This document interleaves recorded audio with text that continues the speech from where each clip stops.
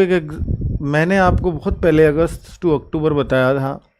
मैं आज इस निष्कर्ष पे पहुंच चुका हूं कि एग्ज़ाम 10 अक्टूबर से पहले पहले हो जाएगा।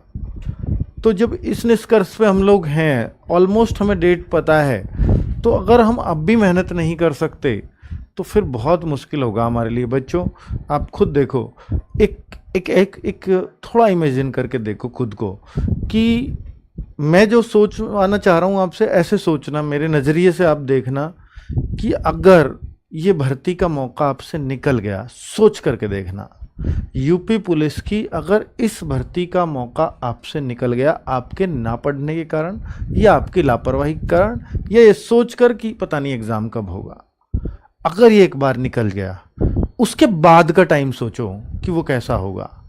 फिर हम लगातार ये सोच रहे होंगे पता अगली भर्ती क्या आएगी, कब आएगी। यूपी पुलिस के सिपाही कोई हमारे सामने से जा रहा होगा, हर बार हमें ये बात हमारे मन मसोस कर हम रह जाएंगे और फिर हम लगातार ये सोचेंगे कब काश ये सरकार एक वैकेंसी और निकाल दे, और वो वैकेंसी 2026 में आएगी, 27 में आएगी, 28 में आएगी, नहीं पता।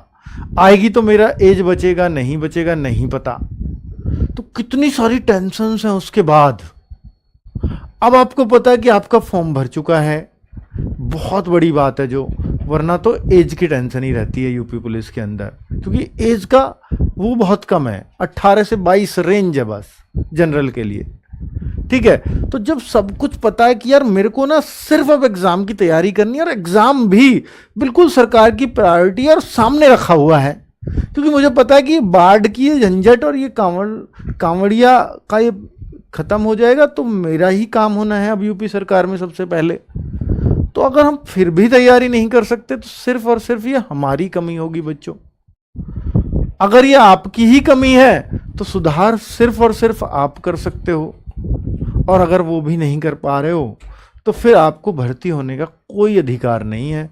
भर्ती होने का उस बच्चे को अधिकार है जिसकी ये सारी बातें समझ में आ रही है कि हाँ एग्जैक्टली हमें ये फील होने वाला है। तो बच्चों, अब से आपको मैं भी, अगर देखिए मैंने एनालिसिस बंद कर दिए थे जब एग्ज़ाम हो गया, रद्द हो गया, ठीक है, लेकिन मैं उसके बाद से तो एनालिसिस नहीं करा रहा था।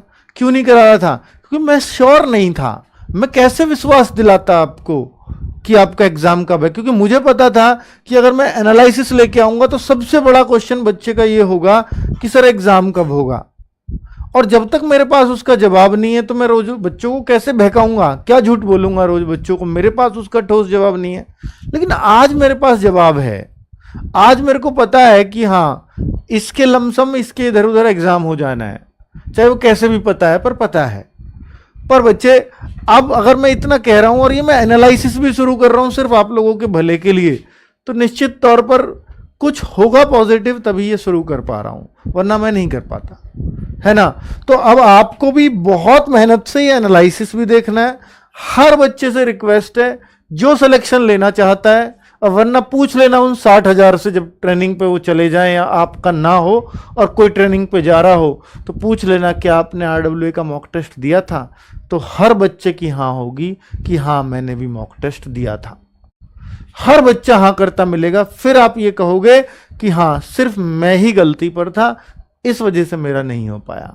और मेरे को बार बार अंकित सर बोल रहे थे कि मॉक तो दे लो यार, ठीक है, आपको डेट चाहिए, एग्जैक्ट डेट चाहिए, वो आपको 20 दिन पहले मिलेगी, 25 दिन पहले मिलेगी, पढ़ जब लेना, मॉक तो दे लो।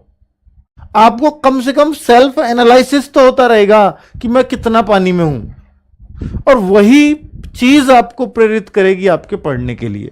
ठीक है, बहुत सारी बातें कर ली क्योंकि बहुत